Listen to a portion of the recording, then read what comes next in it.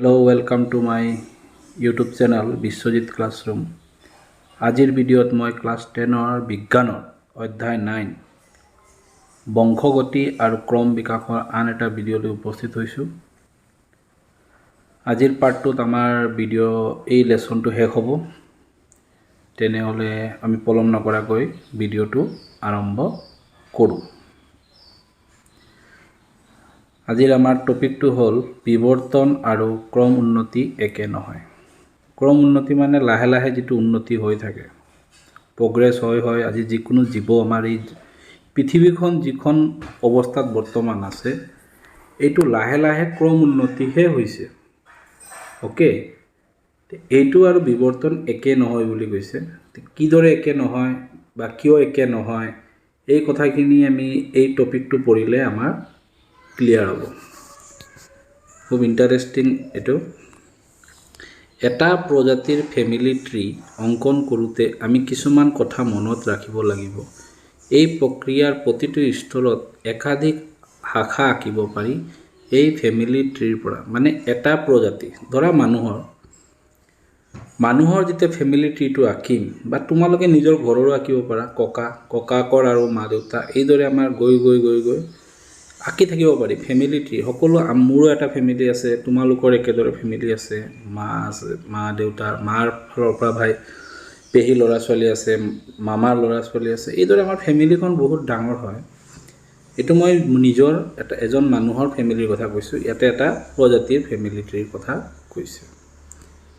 প্ৰক্ৰিয়াটোত বহুত শাখা থাকে। এতিয়া তোমালোকৰে চোৱা, তোমাৰ মামাৰ ল'ৰা ছোৱালী আছে, এইটো তোমালোকৰ ভাই ভনী হ'ব। ওকে, খুৰাৰ ল'ৰা ছোৱালী, বৰ্তাৰ ল'ৰা ছোৱালী, এইদৰে ভাই ভনী হ'ব। বা মাহীৰ আছে, পেহী আছে, হয় নহয়? এইটো তোমালোকে জানাই। এইদৰে সকলো প্ৰজাতিৰে এটা এটা কি থাকে, মানে ফেমিলি থাকে।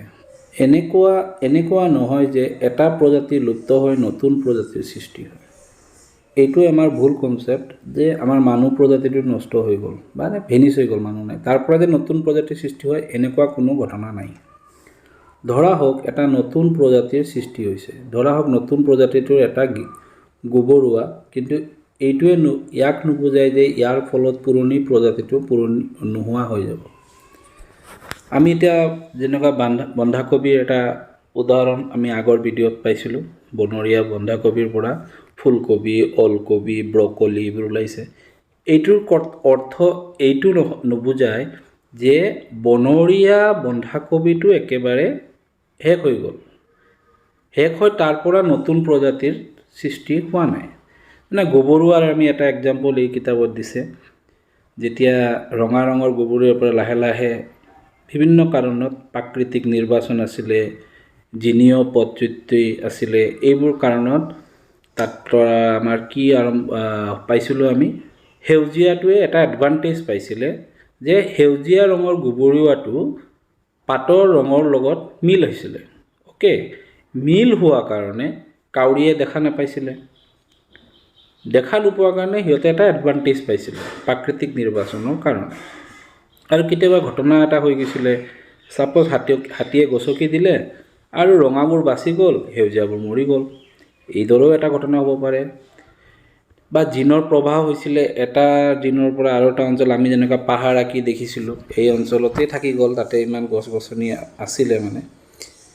এইদৰে নতুন প্ৰজাতি এটা সৃষ্টি হ'লে পুৰণা প্ৰজাতি এটা নষ্ট হৈ যায় নি? তোমালোকক যদি কোনোবাই প্ৰশ্ন কৰে, তোমালোকে ক'বা নহয়, নতুন প্ৰজাতি সৃষ্টি হ'ব পাৰে। ইয়াৰ অৰ্থ এইটোৱে নহয় যে তাৰ কাৰণত আগৰ পুৰণা প্ৰজাতিটো নাইকিয়া হৈ যাব। অৱশ্যে এই সকলোবিলাক নিৰ্ভৰ কৰিব পৰিৱেশৰ ওপৰত। কিন্তু এইবোৰ নিৰ্ভৰ কৰিব কাৰ ওপৰত? পৰিৱেশ। এতিয়াৰ পৰিৱেশত সেই পুৰণি প্ৰজাতিটো জীয়াই থাকিব পাৰে নে নেপাৰে, পাৰিব নে নোৱাৰিব, তাৰ কাৰণে সেই প্ৰজাতিটোৰ কাৰণে উপযুক্ত পৰিৱেশ আছে নে নাই। পৰিৱেশ এটা ডাঙৰ এটা ফেক্টৰ। ওকে, এনেদৰে পৰিৱেশৰ দ্বাৰা প্ৰভাৱিত হ'লেও পুৰণি প্ৰজাতি দুৰ্বল বা নতুন প্ৰজাতিটো উত্তম হ'ব এনে নহয়। এতিয়া পৰিৱেশ পৰিৱৰ্তন হ'ল, ইয়াৰ কাৰণে এইটো নহয় যে এইটো পুৰণিৰ কাৰণেই বেয়া আৰু নতুন প্ৰজাতিৰ কাৰণে বহুত ভাল, এইটোক নুবুজায়।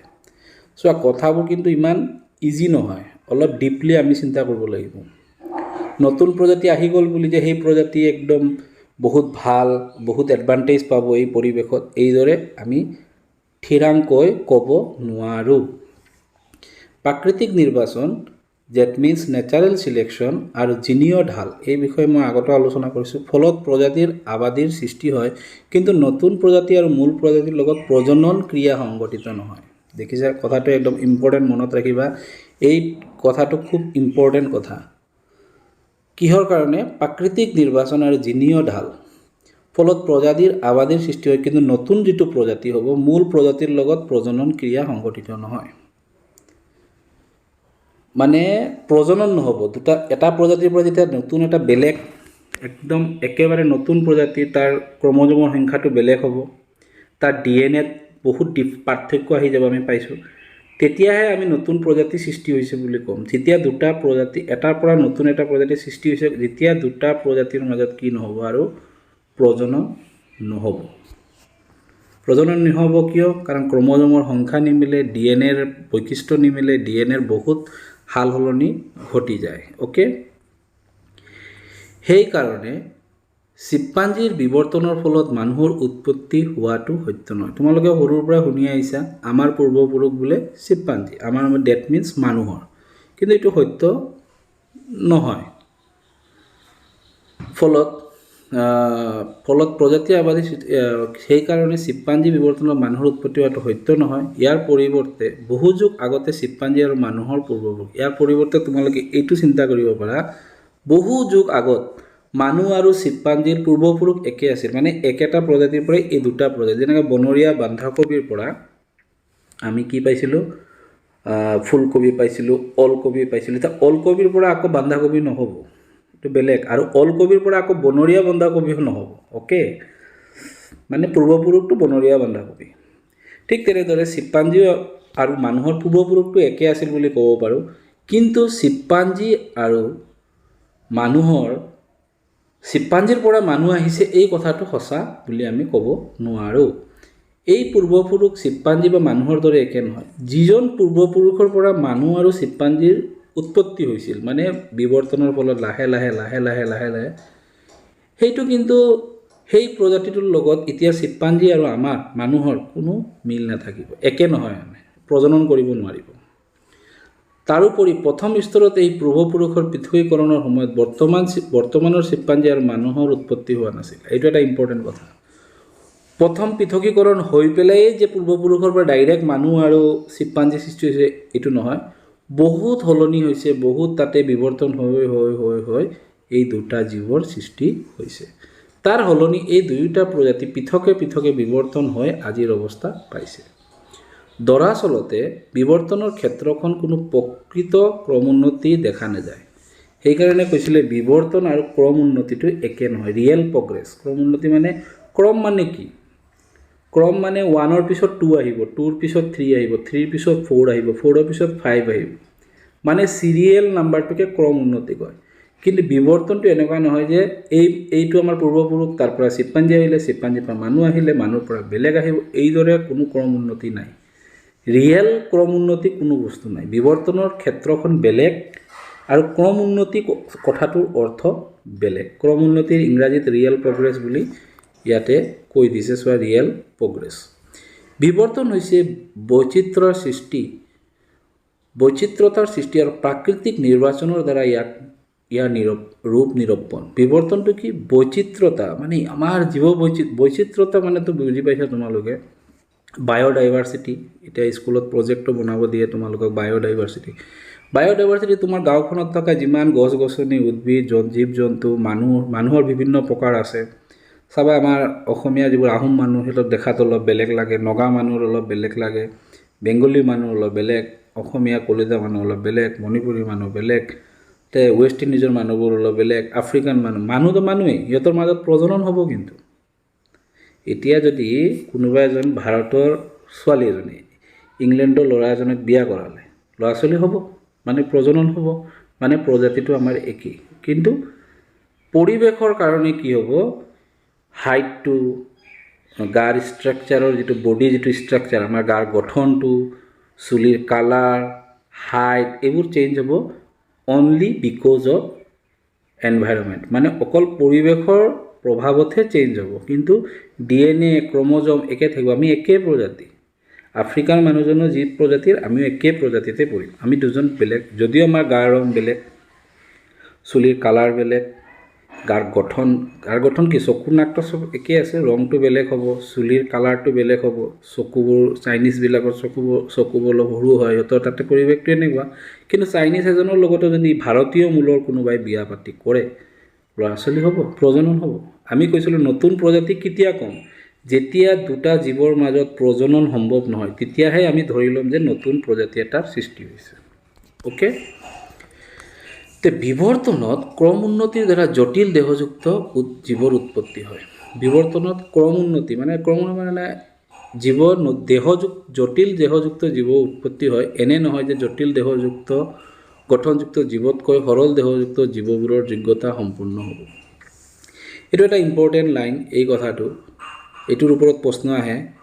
জটিল দেহ গঠনযুক্ত, জটিল যেনে আমাৰ গাটো জটিল, উদ্ভিদৰ গাটো জটিল, বাঘৰ গাটো জটিল, মানে বহুকোষী যিমান জীৱ আছে জটিল। সৰল যেনে বেক্টেৰিয়া, যিবোৰ অণুজীৱ আছে, আমি চকুৰে দেখা নাপাওঁ, একোষীৰে গঠিত, এইবোৰ সৰল জীৱ, সৰল দেহযুক্ত জীৱ। সিহঁতৰ যে যোগ্যতা কম হ'ব আৰু জটিল দেহযুক্তৰ যোগ্যতা বেছি হ'ব, এনেকুৱা কোনো কথা নাই। আৰু এটা কথা তোমালোকে মনত ৰাখিবা, সকলো জীৱই এই পৃথিৱীত জীয়াই থাকিব বিচাৰে, আৰু সকলো জীৱই এই পৃথিৱীত এই পৰিৱেশৰ লগত খাপ খুৱাবলৈ নিজকে উন্নতি ঘটাই থাকে। এই কেইদিনমান এতিয়া আমাৰ কৰোণা আহি গ'ল, বৰ্তমানো হৈ আছে এটা দুটা। এই কৰোণা ভাইৰাছটো হঠাৎ অহা নাই, এইটো আছেই। আগতে আমাৰ যিটো চৰ্দি হৈছিলে, সি নিজকে বিৱৰ্তনৰ ফলত আপগ্ৰেড কৰিছে। কাৰণ আমি এতিয়া বিভিন্ন ধৰণৰ ঔষধ পত্ৰ লওঁ। সৰুতে তোমালোকক মনত আছে, তোমালোকক বিভিন্ন ধৰণৰ বেজী দিয়া হৈছিলে, পলিঅ'ৰ বেজী আৰু বিভিন্ন ধৰণৰ বেজী দিয়া হয়, যাতে এই অণুজীৱবোৰে আমাক আক্ৰমণ কৰিব নোৱাৰে। সিহঁতে ভাবিলে আমাৰ চৰ্দি হ'লে নিজে নিজে ভাল হয়, ঔষধ নাখালেও আমাৰ ভাল হ'ব। এইটো ভাইৰাছৰ পৰা হোৱা এটা ৰোগ। সিহঁতে ভাবিলে মানুহক আমি এটাক কৰি আমাৰ গাৰ ভিতৰতো অণুজীৱ আছে, ভাল অণুজীৱবিলাকে সেই বেয়া অণুজীৱবিলাকক ফাইট কৰে আৰু সিহঁতক পৰাজিত কৰে, আমাৰ বেমাৰৰ পৰা আমি বাচি যাওঁ। যেতিয়া আমি নোৱাৰোঁ, তেতিয়া আমি টেবলেট খাওঁ, টেবলেটে আমাৰ ইমিউনিটি যিটো আৰু বঢ়াই দিয়ে।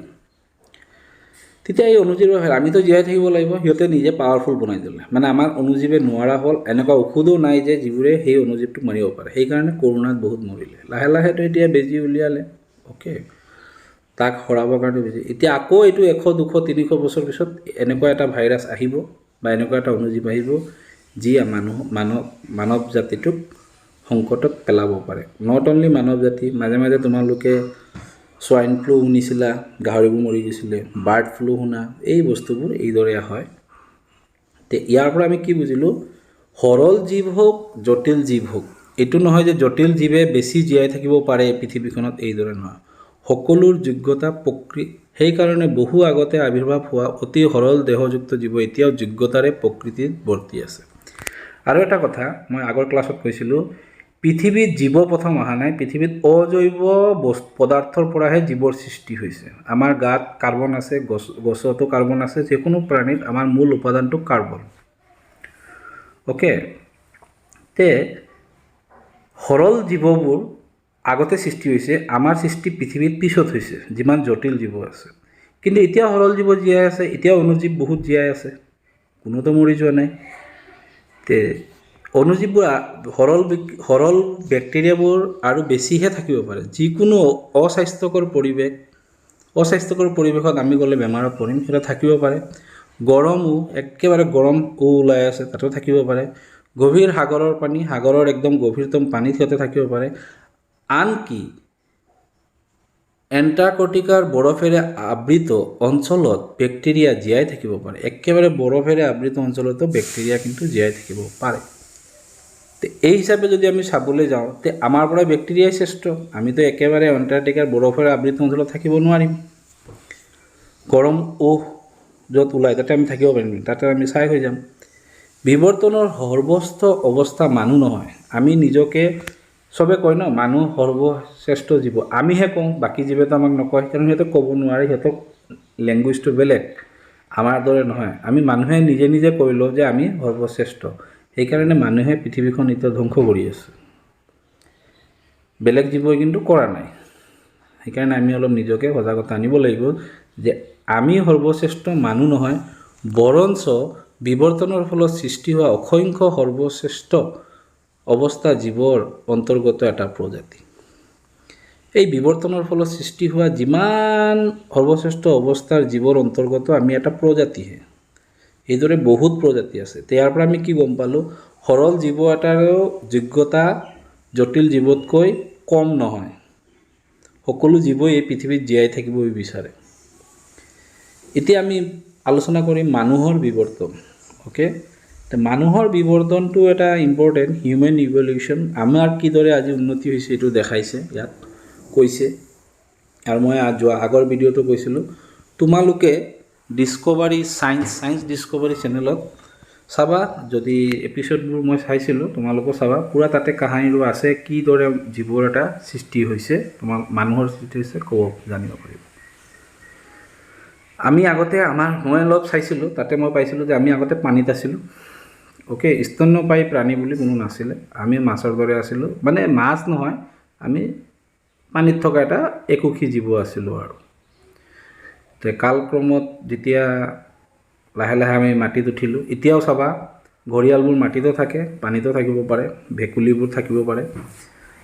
আমি খাদ্য বিচাৰি বিচাৰি, মানে আমাৰ এতিয়া মানুহ হোৱা নাই, মানুহৰ ৰূপটো হোৱা নাই, খাদ্য বিচাৰি বিচাৰি ক'ত আহিলে, মাটিত আহিলে, স্থলত আহিলে, আহি লাহে লাহে দেখিলে ইয়াতে থকা যায়, থাকি অলপ থাকিব পাৰিলে। তাৰপিছত তাতে এটা প্ৰলয় আহিলে, আৰু তেতিয়া পৃথিৱীখনত প্ৰভুত্ব কৰি আছিলে ডাইনাছৰ চব শেষ হৈ গ'ল, আৰু মানুহ নহয় এটা প্ৰজাতি থাকি গ'ল। স্থলৰ আমি সৰু, আমাৰ চাইজবোৰ সৰু আছিলে, আমি মানুহ হিচাপে নাছিলোঁ, এটা প্ৰজাতি মানে সৰু হৈ গ'ল আৰু থাকি গ'ল, কিবা কাৰণত কিছুমান প্ৰজাতি বাচি গ'ল। তাৰ পৰা কালক্ৰমত পোৱালি পানী নাথাকিলে লাহে লাহে পোৱালি, মানে কণীবোৰ মানে ডাইনাছৰ। আৰু এটা কথা, ডাইনাছৰে যাতে কণীবোৰ নাপায়, সেইকাৰণে কণীবোৰ পেটতে, মানে সেই প্ৰজাতিটোৱে লুকোৱাৰ চেষ্টা কৰে। পেটৰ ভিতৰতে আমাৰ ফাৰ্টিলাইজ হ'ল, হৈ পেলাই পোৱালি জন্ম হোৱাৰ ষ্টাৰ্ট হ'ল। কি ইণ্টাৰেষ্টিং চোৱা, তাৰ পৰা স্তন্যপায়ী প্ৰাণীৰ জন্ম আৰম্ভ হ'ল। মানুহ বুলি নহয়, স্তন্যপায়ী প্ৰজাতিটোৰ ভিতৰততো বহুত প্ৰাণী আছে, এইবোৰৰ হ'ল। ডাইনাছৰৰ ভয়ত পৰিৱেশে সিহঁতক এনেকৈ এটা বিৱৰ্তন কৰি দিলে, লাহে লাহে সিহঁতে পোৱালিটো গৰ্ভতে মানে বিকাশ কৰাব পাৰিলে। এতিয়া কণী পৰাও থাকিলে, এইটো কাৰণে সেইটো নহয় যে কণী দিয়া জীৱ প্ৰজাতিবোৰ একেবাৰে শেষ হৈ গ'ল। এইদৰে তোমালোকে ডিস্কভাৰী ছায়েন্সত চাবা, বহুত ইণ্টাৰেষ্টিং পাবা। তাতে যদি তোমালোকে ইউটিউবতো মাৰি চাব পাৰা, ডিস্কভাৰী ছায়েন্স মাৰি দিবা, আৰু হিউমেন ইভলিউশ্যন বুলি মাৰি দিবা, পূৰা কাহিনীটো, পূৰা ষ্টৰিটো কৈ দিব। কাহিনী মানে ডকুমেণ্টাৰী হিচাপে দিব, প্ৰথম মানুহজনৰ নাম কি আছিল, কেনেকৈ মানৱ জাতিটো লাহে লাহে ইভলিউশ্যন হৈছে, চব চাবলৈ পাবা। ইণ্টাৰেষ্টিং তোমালোকে এটা টপিক পাবা। মই ইমানখিনি আৰু নকওঁ। মানুহৰ বিৱৰ্তন, বিভিন্ন জীৱৰ বিৱৰ্তনীয় সম্পৰ্ক পঢ়ি আহিছোঁ। এতিয়া মানুহৰ বিৱৰ্তনৰ বিষয়ে আলোচনা কৰোঁ আহা। মানুহৰ বিৱৰ্তনীয় সম্পৰ্ক স্থাপন কৰোঁতে একে ধৰণৰ আহিলা প্ৰয়োগ কৰিব। এতিয়া বিৱৰ্তন কৰোঁতে আমি কি কি আহিলা প্ৰয়োগ কৰোঁ, এটা সৰু প্ৰশ্ন আহিব পাৰে। বিৱৰ্তন কৰোঁতে আমি কি কি আহিলা প্ৰয়োগ, খনন কাৰ্য, খনন কৰিলে আমি কি পাওঁ, জীৱাশ্ম পাওঁ। জীৱাশ্মৰ পৰা আমি সময় নিৰূপণ কৰিব পাৰিম, জীৱাশ্ম অধ্যয়ন আৰু সূত্ৰ নিৰ্ণয়, মানে DNA-ৰ ছিকুৱেঞ্চ, DNA কিদৰে পৰিৱৰ্তন হৈছে আদি। পৃথিৱীত ইমূৰৰ পৰা সিমূৰলৈকে বিভিন্ন আকৃতিৰ মানুহ বিচিত্ৰভাৱে বিয়পি আছে। পৃথিৱীৰ সকলো ঠাইতে মানুহ আছে। সকলো ঠাইতে মানুহবোৰৰ চবৰে আকাৰ বেলেগ, গাৰ গঠন বেলেগ, কালাৰ বেলেগ, চুলিৰ আকাৰ বেলেগ, চুলিৰ ৰং বেলেগ। কি হৈছে চাওঁ, বছৰ বছৰ ধৰি মানৱ জাতিৰ শ্ৰেণীবিভাজন সম্পৰ্কে বহু কথা কোৱা হৈছে। যিদৰে গাৰ বৰণৰ ওপৰত ভিত্তি কৰি মানুহৰ শ্ৰেণীবিভাজন কৰি অহা হৈছে, যেনেকৈ কিছুমানক হালধীয়া, কিছুমানক ক'লা, বা কিছুমান মুগা বৰণীয়। বহু যুগ ধৰি এনে ধৰণৰ প্ৰশ্ন উদয় হয় যে এই ভিন্ন শ্ৰেণীবিলাক পৃথকে বিৱৰ্তন হৈছে নেকি।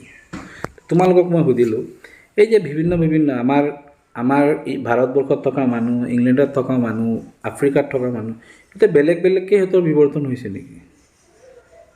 কিন্তু বৰ্তমানৰ কি হৈছে নেকি, একচুৱেলি হোৱা নাই। মানৱ চব এটা প্ৰজাতিয়ে হয়, কাৰণ এতিয়াও প্ৰজনন হয়।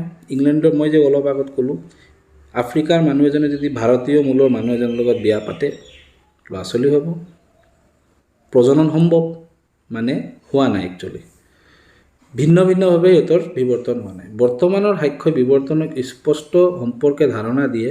উত্তৰটো হ'ল মানৱ জাতি সম্পৰ্কে কোনো জৈৱিক ভিত্তি নাই। আমাৰ কোনো জৈৱিক ভিত্তি নাই, আমি এটা প্ৰজাতিহে মাত্ৰ। আমি এটা মানৱ, এটা প্ৰজাতি, এটা জৈৱিক ভিত্তি আমাৰ নাই। অকল সেয়াই নহয়, হাজাৰ হাজাৰ বছৰ ধৰি আমি য'তেই বাস কৰি আছোঁ কিয়, আমাৰ সকলোবোৰৰ আদিভূমি আফ্ৰিকা। এইটো একদম ইম্পৰ্টেণ্ট কথা, তোমালোকে মনত ৰাখিবা। তুমি ইণ্ডিয়াৰ হোৱা, অসমৰ হোৱা, ইংলেণ্ডৰ হোৱা, শ্ৰীলংকাৰ হোৱা, বাংলাদেশ হোৱা, য'ৰে হোৱা, আমাৰ আদিপুৰুষ, আদিভূমি আফ্ৰিকা আছে।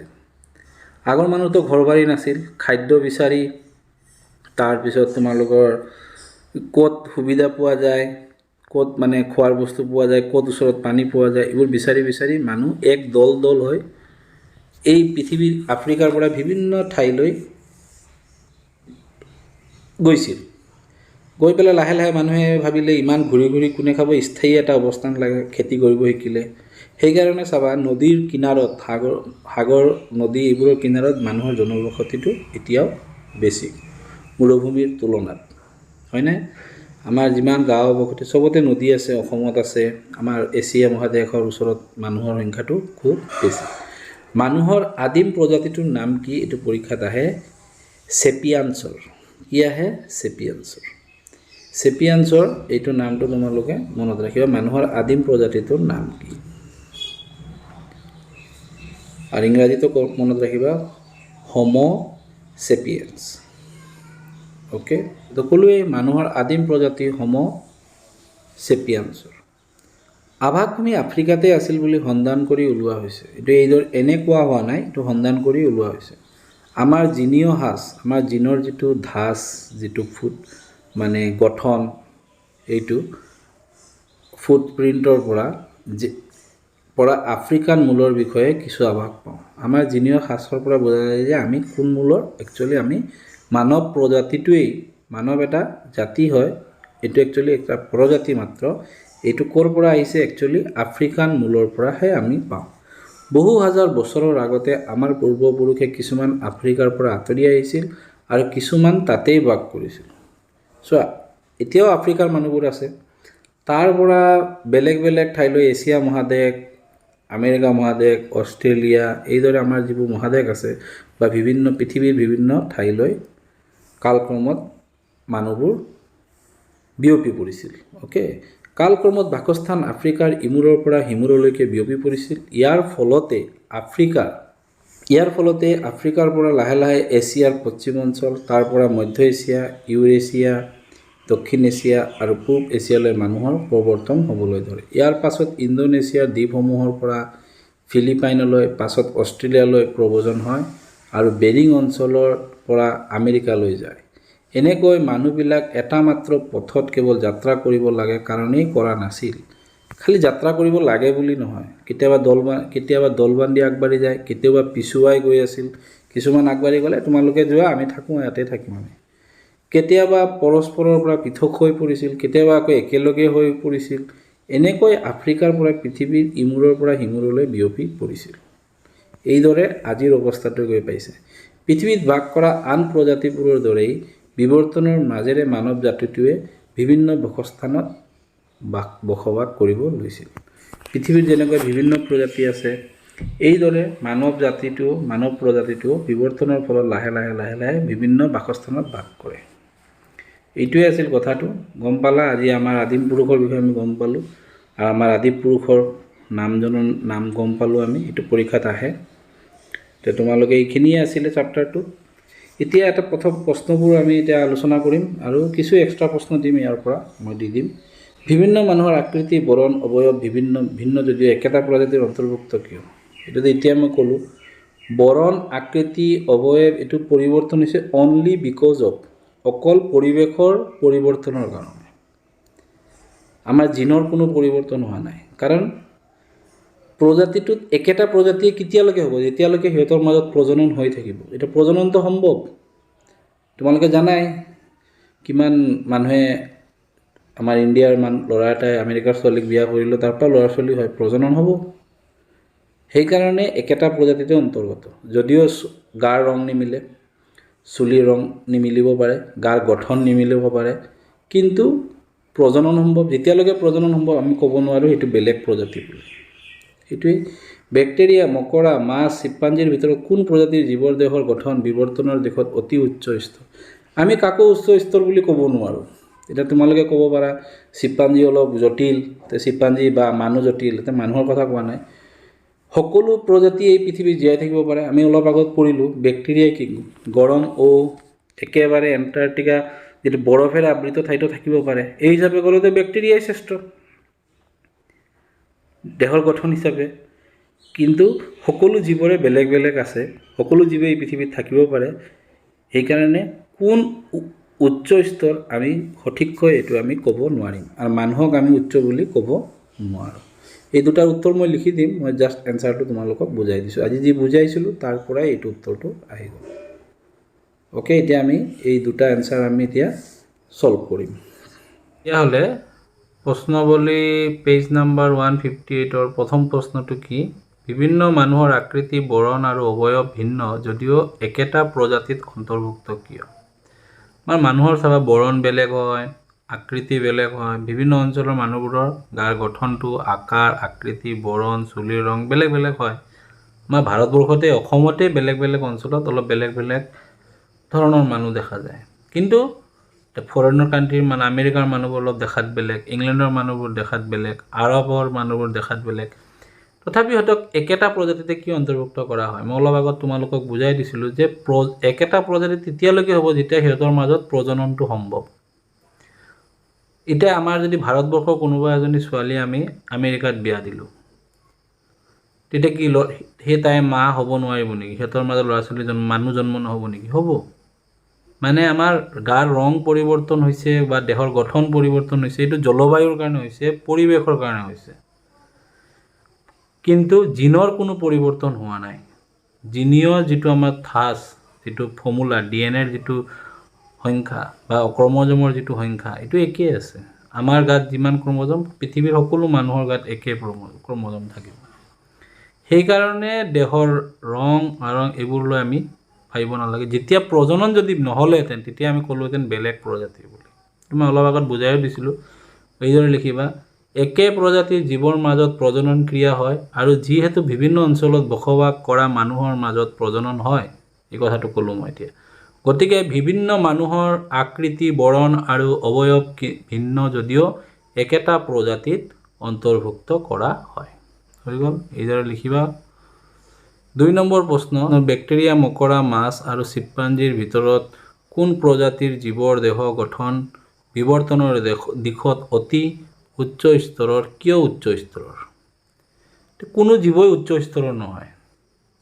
মানুহেতো কয় আমি সৰ্বশ্ৰেষ্ঠ জীৱ, আমিহে কওঁ, কিন্তু আমি সৰ্বশ্ৰেষ্ঠ নহয়। আমি যদি অকল আমিয়ে থাকিলোহেঁতেন পৃথিৱীখনত, পৰিৱেশে আমাক একো কৰিব নোৱাৰিলেহেঁতেন, প্ৰকৃতিয়ে আমাক একো কৰিব নোৱাৰিলেহেঁতেন, কোনো অনুজীৱে আমাক এটাক কৰিব নোৱাৰিলেহেঁতেন। চোৱা, সৰু এটা অনুজীৱ কৰোণা হৈছিলে, গোটেই মানুহ ঘৰত সোমাই আছিলে। যদি আমি শ্ৰেষ্ঠই হ'লোহেঁতেন, আমি কিয় ঘৰত সোমাই থাকিলোহেঁতেন? গোটেই পৃথিৱীখন কি কৰি দিছিলে? লকডাউন কৰি দিয়া হৈছিলে। তোমালোকে নিজে দেখিছা, প্ৰেক্টিকেলি দেখা পাইছা। এইদৰে মহামাৰী এতিয়াও আজি আহিছে আৰু আহি থাকিব। কাৰণ সকলো জীৱই নিজকে বিৱৰ্তনৰ কাৰণে এই পৃথিৱীত জীয়াই থাকিবলৈ নিজক জটিল কৰি গৈ আছে, আৰু এই পৰিৱেশৰ লগত নিজকে খাপ খুৱাবলৈ চেষ্টা চলাই গৈ আছে, আৰু নিজৰ বৰ্তি থকাৰ কাৰণে যিখিনি শক্তি বা যিখিনি দৰকাৰ এইখিনি গাত আনি আছে নতুন নতুন কেৰেক্টাৰ। দেখিছা নহয়, চৰাইবিলাকৰ একচুৱেলি উৰণ পাখি আগৰ ডাইনচৰৰ আছিলে, কিন্তু তেতিয়াতে এইটো উৰণৰ কাৰণে ব্যৱহাৰ কৰা নাই, পিছলৈ এইবোৰ উৰণৰ কাৰণে ব্যৱহাৰ কৰাইছে। এইদৰে কথা। কি লিখিবা? ভিতৰত কি হ'ব? বেক্টেৰিয়া, মকৰা, মাছ আৰু চিম্পাঞ্জীৰ ভিতৰত কোন প্ৰজাতিৰ জীৱৰ দেহৰ গঠন বিৱৰ্তনৰ দিশত অতি উচ্চ স্তৰক ইয়াক নিৰ্ণয় কৰিব নোৱাৰি, কাৰণ বিৱৰ্তনৰ ক্ষেত্ৰখনত কোনো প্ৰকৃত ক্ৰম উন্নতি দেখা নাযায়। ক্ৰম উন্নতি মানে কি 1ৰ পিছত 2, তাৰ পিছত সেইটো আহিছে 3ৰ পিছত 4 নম্বৰ আহিছে, 4ৰ পিছত 5 নম্বৰ, এইদৰে কোনো ক্ৰম নাই। বিৱৰ্তনৰ ক্ষেত্ৰখনত ৰিয়েল কোনো ক্ৰম উন্নতি নাই। সেইকাৰণে টপিকটোতো কোৱা আছিলে বিৱৰ্তন আৰু ক্ৰম উন্নতি একে নহয়। এনে নহয় যে জটিল দেহ গঠনযুক্ত জীৱবোৰ সৰল দেহযুক্ত জীৱতকৈ বেছি যোগ্যতা সম্পন্ন হ'ব। এই যে মই যে ক'লোঁ জটিল দেহ গঠন জীৱবোৰ বেছি যোগ্যতা সম্পন্ন নহয়, একেই। সেইকাৰণে বহু আগতে আৱিৰ্ভাৱ হোৱা অতি সৰল দেহযুক্ত জীৱ এতিয়াও যোগ্যতাৰে ভৰ্তি আছে। বিৱৰ্তনৰ ফলত সৃষ্টি হোৱা অসংখ্য সৰ্বশ্ৰেষ্ঠ অৱস্থা জীৱৰ অন্তৰ্গত এটা প্ৰজাতি। বিৱৰ্তনৰ ফলত যিবোৰ জীৱ জীয়াই আছে সেইবোৰেই সৰ্বশ্ৰেষ্ঠ, সকলোবোৰ জীৱই কি সৰ্বশ্ৰেষ্ঠ আৰু সকলোবোৰ প্ৰজাতিৰ এটা প্ৰজাতিৰ অন্তৰ্গত হৈ আছে। অতিৰিক্ত প্ৰশ্ন উত্তৰ: মানুহৰ বিৱৰ্তনীয় সম্পৰ্ক স্থাপন কৰোঁতে কেনেধৰণৰ আহিলা প্ৰয়োগ কৰা হয়? মানুহৰ বিৱৰ্তনীয় সম্পৰ্ক স্থাপন কৰিবলৈ ব্যৱহাৰ কৰা আহিলাসমূহ হ'ল খনন কাৰ্য, সময় নিৰ্ণয়, জীৱাশ্ম অধ্যয়ন, DNA সূত্ৰ নিৰ্ণয়। এই 4টা প্ৰচেছ যদি কৰে মানুহৰ বিৱৰ্তনীয় সম্পৰ্কে জানিব পাৰি। মানুহৰ আদিম প্ৰজাতিটোৰ নাম কি? হোমো চেপিয়ান্স। এইটো আমাৰ আদিম প্ৰজাতি। মানুহৰ আদিভূমিৰ নাম কি? আফ্ৰিকা। আমি যিমান মানুহ আছোঁ পৃথিৱীখনত গোটেই আমাৰ আদিভূমি কিন্তু আফ্ৰিকাই হয়। আজি মোৰ ভিডিঅ'টো ইয়াতে অন্ত পৰিল। নেক্সট ভিডিঅ'ত মই অনুশীলনীৰ গোটেই প্ৰশ্ন উত্তৰখিনি সলভ কৰিম। এই কৈয়ে মই ভিডিঅ'টো ইয়াতে সামৰণি মাৰিলোঁ। আৰু যদি মোৰ ভিডিঅ'টো ভাল লাগিছে তোমালোকে প্লিজ লাইক কৰিবা আৰু শ্বেয়াৰ কৰিবা, আৰু যদি ছাবস্ক্ৰাইব কৰা নাই ছাবস্ক্ৰাইব কৰি দিবা আৰু বহুত শ্বেয়াৰ কৰি থাকিবা, আৰু তোমালোকৰ ভৱিষ্যত উজ্জ্বল হওক এই মই ভগৱানৰ ওচৰত সদায় প্ৰাৰ্থনা কৰোঁ। আৰু এই কৈয়ে মই তোমালোকৰ পৰা বিদায় ল'লোঁ। থেংক ইউ, ধন্যবাদ।